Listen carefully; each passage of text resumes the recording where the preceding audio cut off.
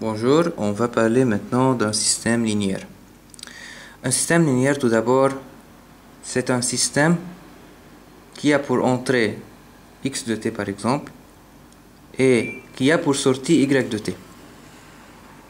Donc, une entrée et une sortie. De telle façon qu'on a une relation entre x de t et y de t. Mais lorsque y de t est une fonction constante, alors dans ce cas-là, le système est un système constant. D'après la définition de delta, delta c'est la fonction qui est l'élément neutre de la convolution. La convolution, selon le terme mathématique, c'est une loi de composition interne.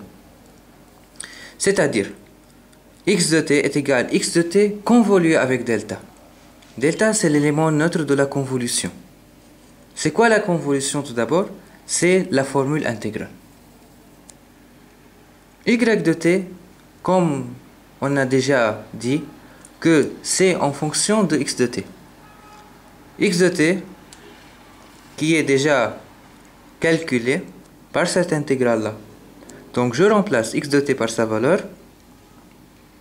Et puisque la fonction f dépend seulement du temps, alors on peut en faire entrer f seulement dans le terme qui dépend du temps seulement. Alors on peut poser que h, qui est une fonction dépend de t, et de θ, qui est égal à cette fonction-là. Mais lorsque le système est dit un système homogène, alors dans ce cas-là, on n'a pas de déplacement.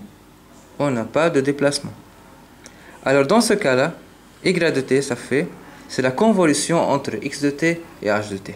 C'est-à-dire pour n'importe quel système qui est homogène, alors h de t, qui est la fonction sortie de delta. C'est-à-dire lorsqu'on a delta l'entrée, alors dans ce cas-là, la sortie doit être h de t.